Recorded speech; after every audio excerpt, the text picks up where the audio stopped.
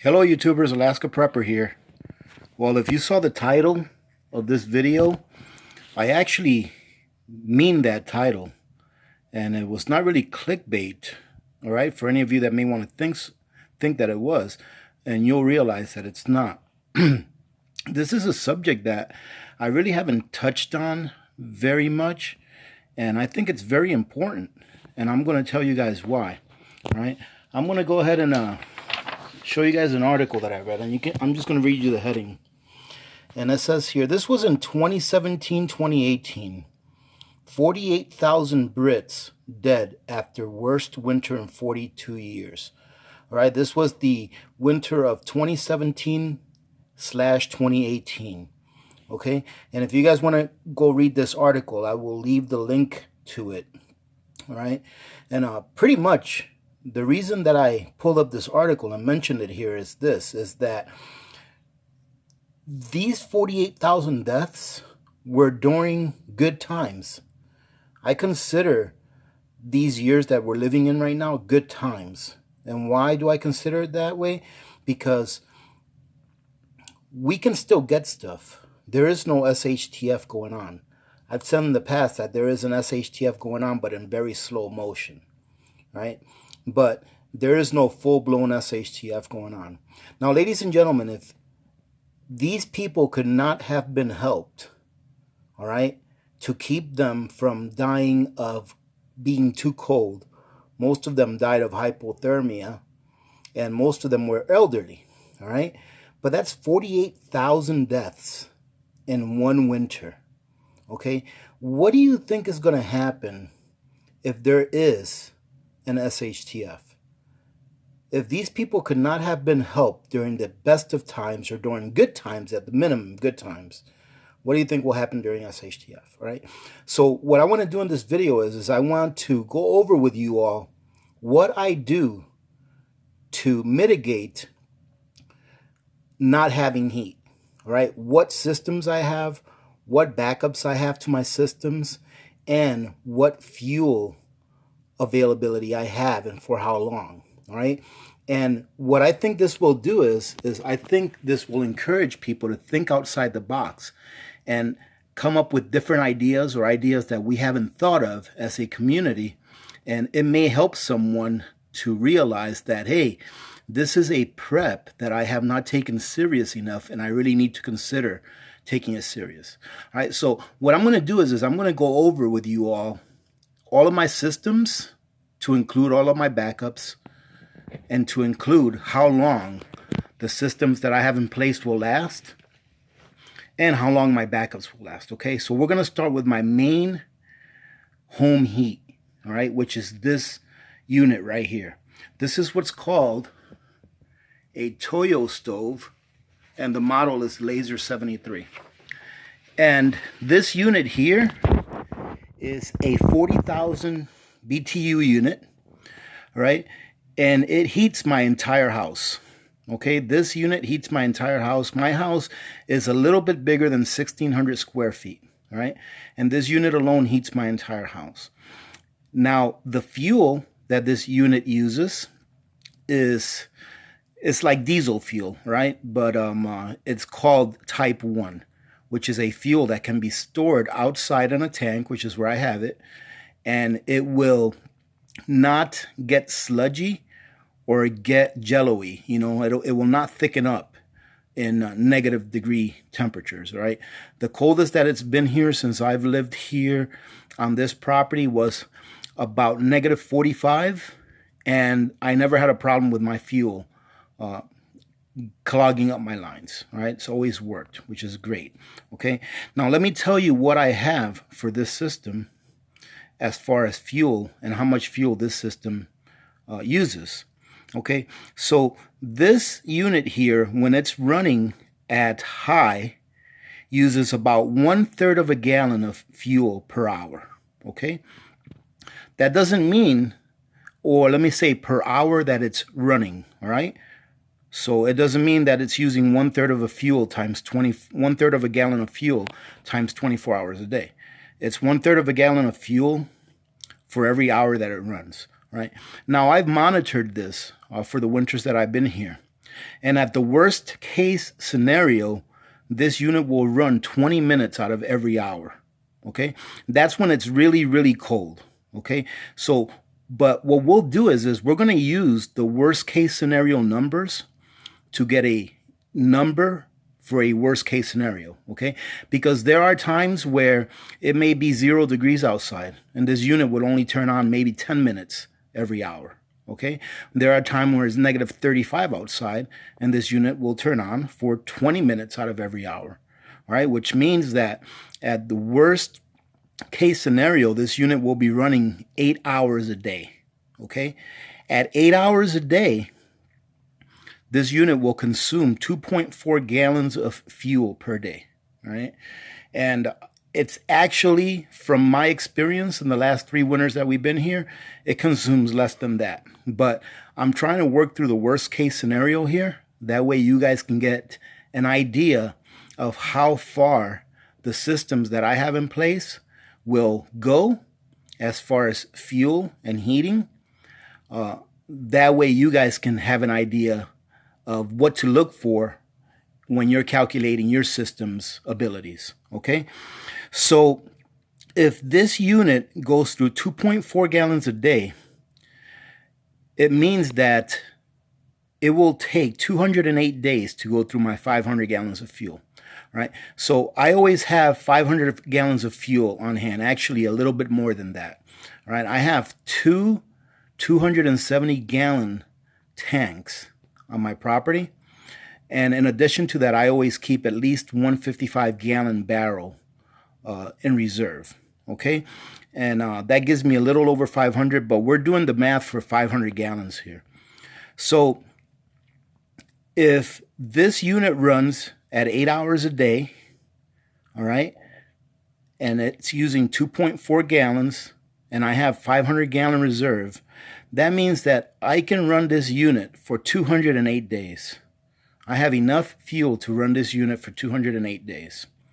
Okay? And that's definitely at least one full winter. All right? So I know that at any time I have enough fuel to run or to heat my house for a full winter. And that is at a comfortable temperature. That is at a temperature of an average of 67 degrees inside the house. All right. So if I set this thing to 6, like right now, you guys can see that I have it set at 61 degrees, which is your number to your left. 66 degrees where you see there, that's the number, that's the temperature that it is in the house right now. Okay. But right here, I have it set at 61 degrees. The reason I did that is just because it's not that cold anymore. All right. And I should be turning this off pretty soon, and I will be, and I'll do some basic maintenance that I need to do on it.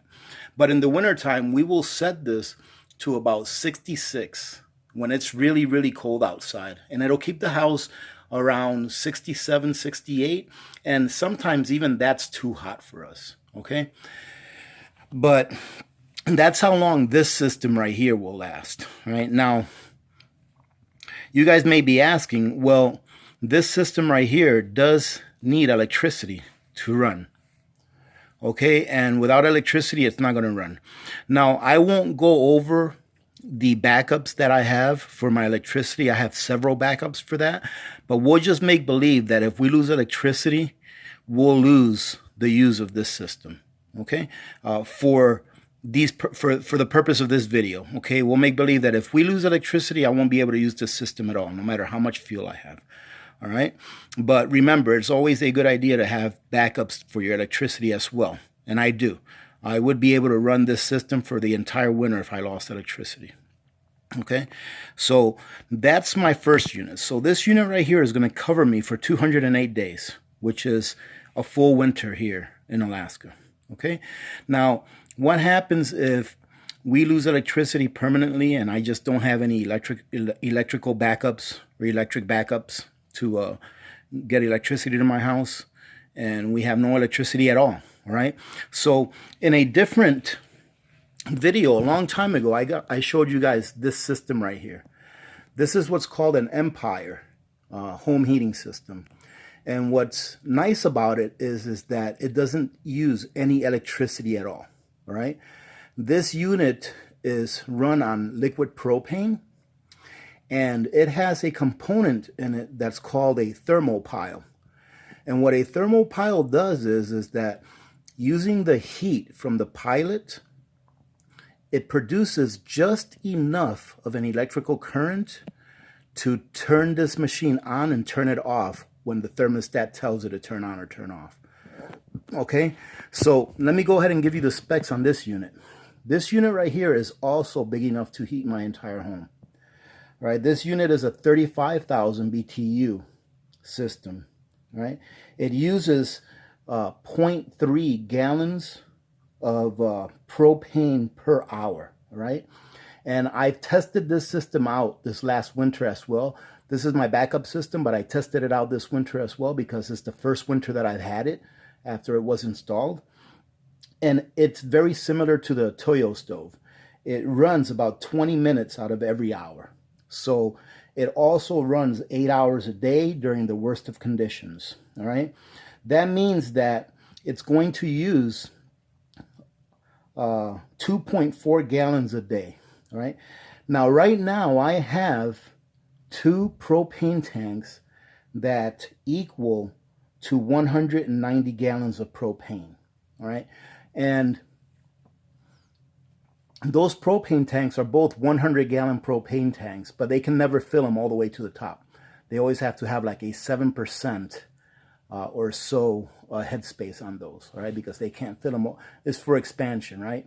So I'm just considering 190 gallons. It's really 194, all right, when it's full, or 7%, 193, I'm sorry. 193 gallons, I think it is, something like that. But we're going to use 190 gallons, okay? So if this system here uses 2.4 gallons a day, and I have a reserve of 190 gallons, I have enough LP to run this heater at a comfortable temperature, just like the Toyo at around 67 degrees for 79 days, right? So using my main system and using my backup system, I have enough heat, or I have enough resources, I guess you could say, to heat my home for 287 days. That's well more than a winter, all right? That's about a winter and a half. That's like 9.5 months, all right, of heating that I have for our house, okay? And I'm going to show you guys here real quick what my third backup is and what my fourth backup is. Okay, I'm going to have to pull it up on the computer and show you a picture of it because I was going to go out to my trailer and get it, but they're installing the leach field of my septic system right now, and there's a huge amount of dirt where I have to get through, all right, in a big hole, so I can't really get to it right now. Right, but I'm going to show you guys here in a minute. Now, let me go ahead and give you guys a real quick bit of information for if you have to figure out how much fuel you use, whether it be LP, all right, or fuel, all right, or heating fuel.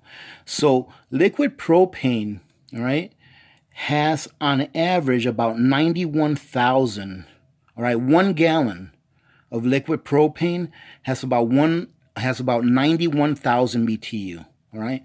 So given that this system right here is a 35,000 BTU system, it means that in order for it to burn 1 gallon of liquid propane, it's going to have to run for just shy of 3 hours. All right. A little less than 3 hours it'll have to run in order for it to use 1 gallon of liquid propane, right?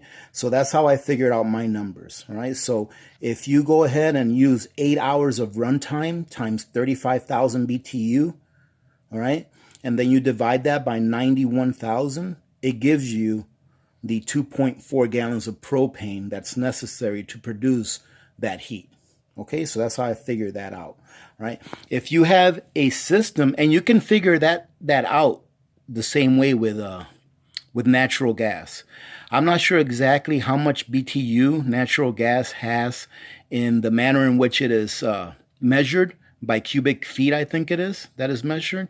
But you guys can go online and figure out how many BTUs a cubic foot of natural gas has, and then find out how much BTU your system uses to heat the house. And then you can find out about how many cubic feet of natural gas your system uses. All right, that way you'll know.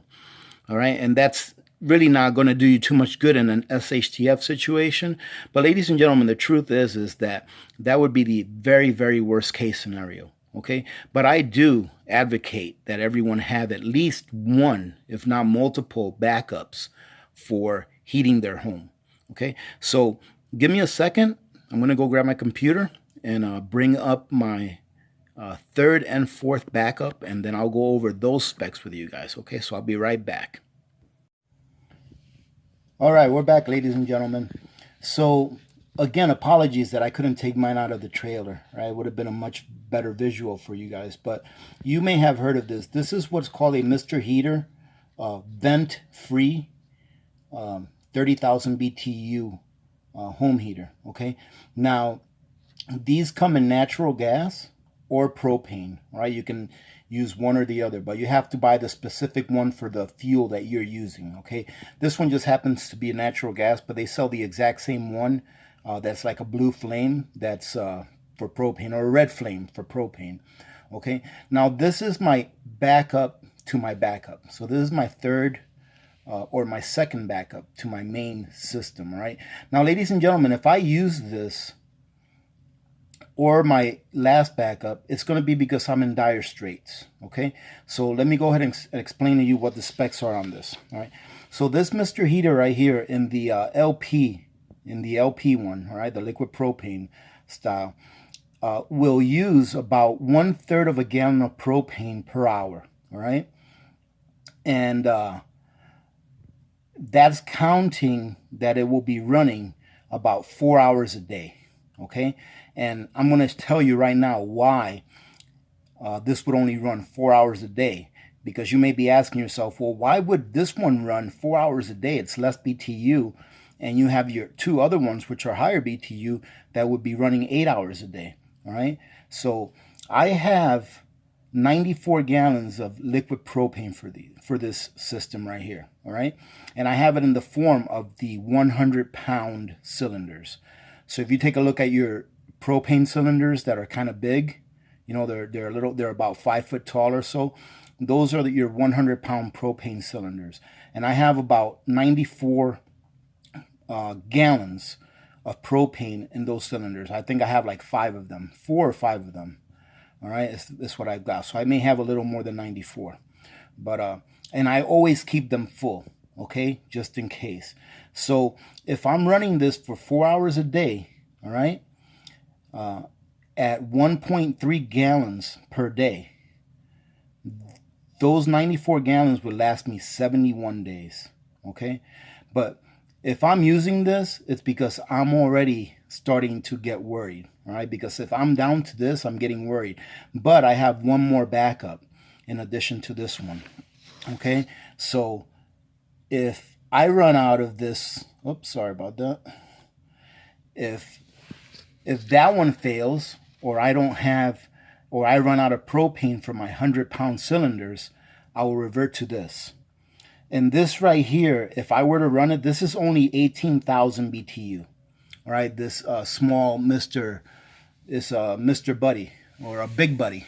All right, this is a Big Buddy propane system, and this will attach itself to a 20-pound propane tank.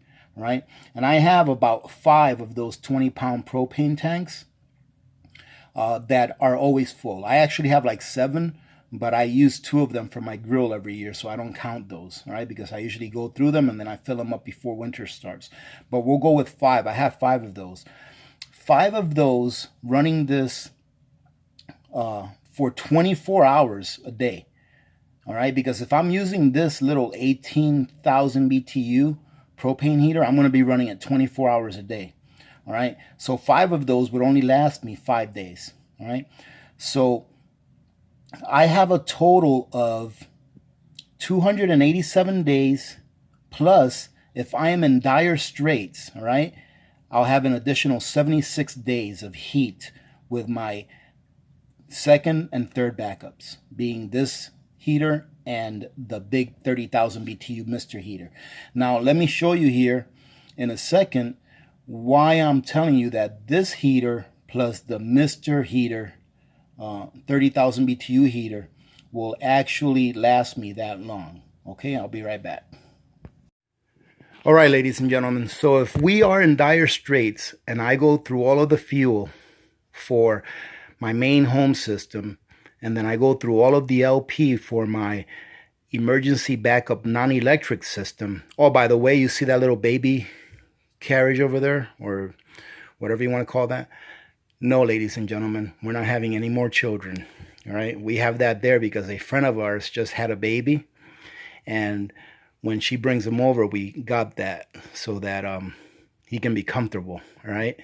And my wife babysits him every once in a while, okay? That's what that is, all right? Just in case any of you were going to ask.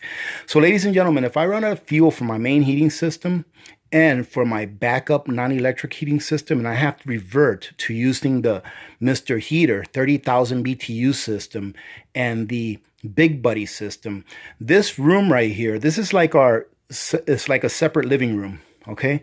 So it's off to the side. If you see that makeshift curtain right there, because we're going to put barn doors on that doorway there, and that's what leads into my pantry, all right?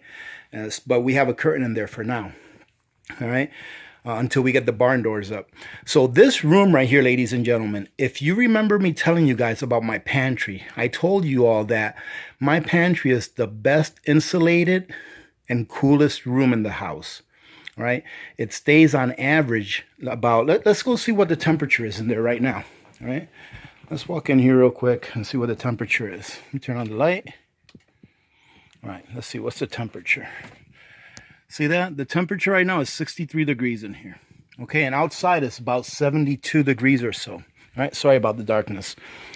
So that room in there is the best insulated room in the entire house, okay?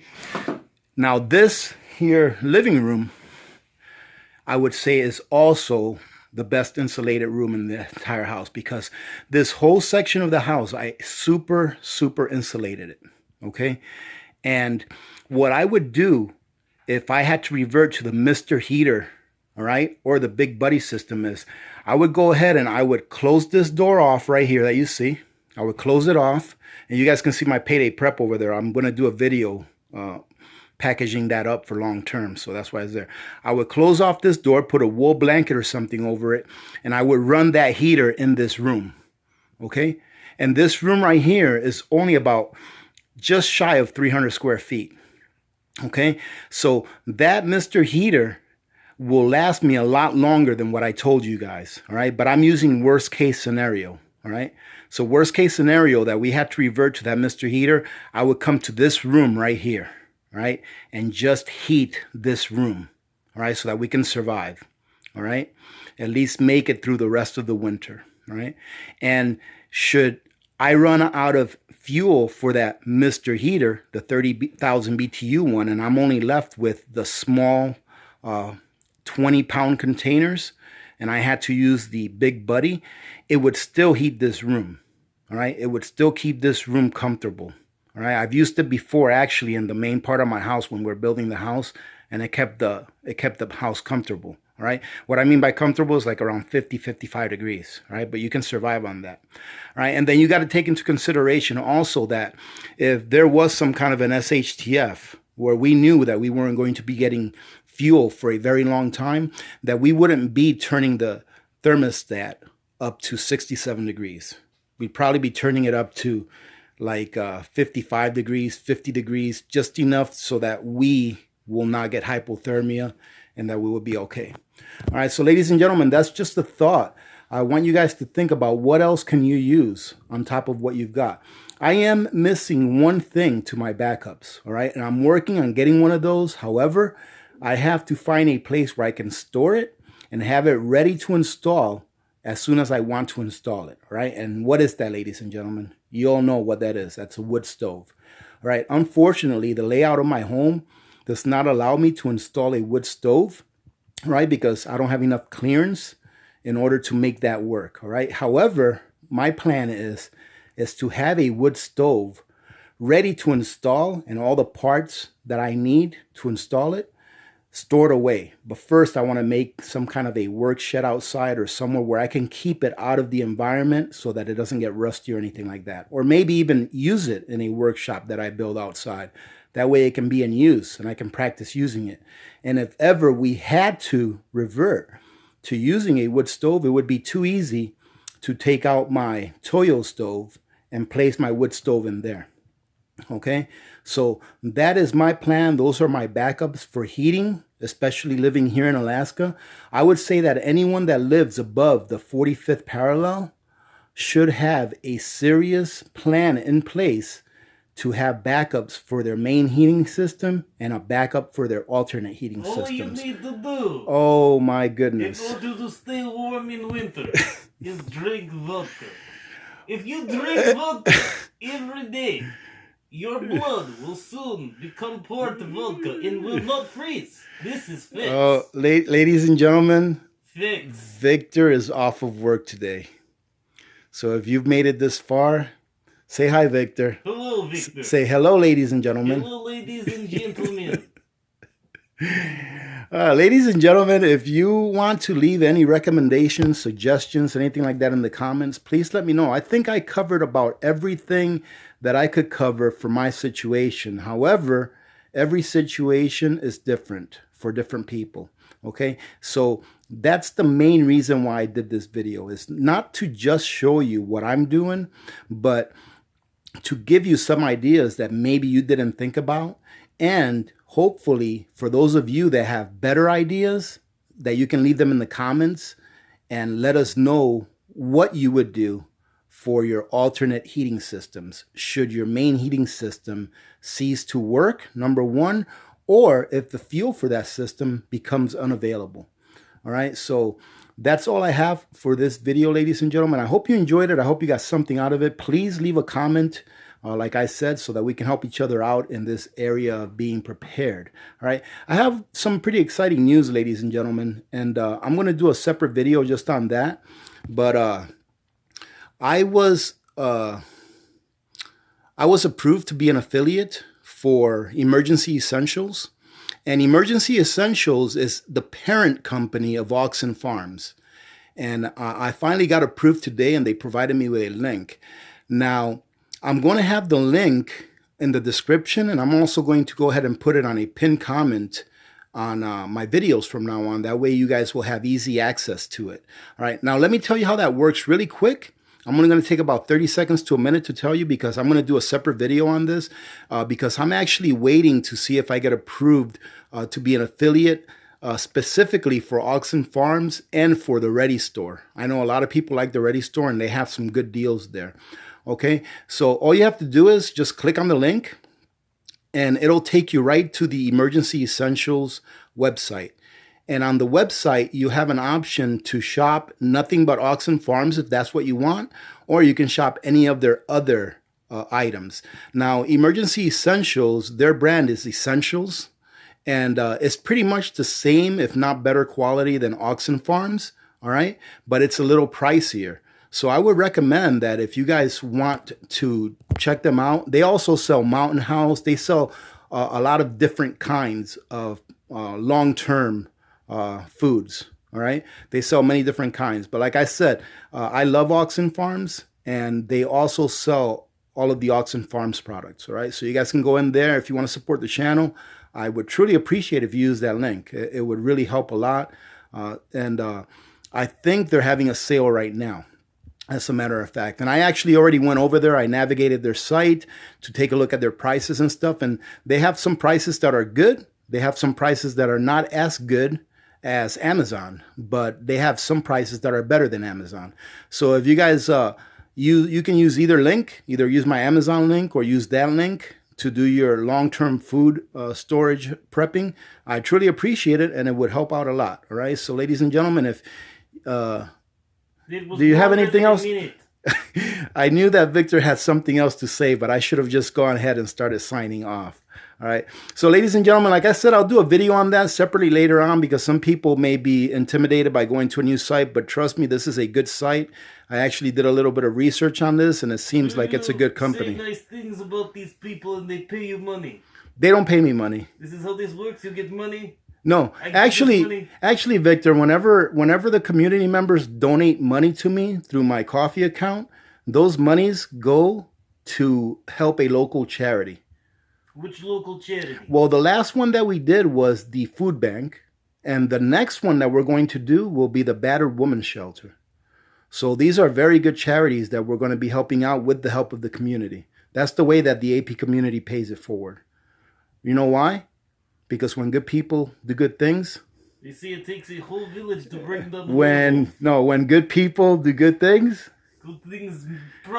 good things happen. Very good. Not all right. Always, so you always have to remember, though, to reach one, teach one, and repeat this. Repeat it, like right? I do every single video. Very good, Victor. You're finally learning. All right, ladies and gentlemen, many blessings to all of you and your families. This is Alaska Prepper, especially old werewolves, and Victor, and I am out.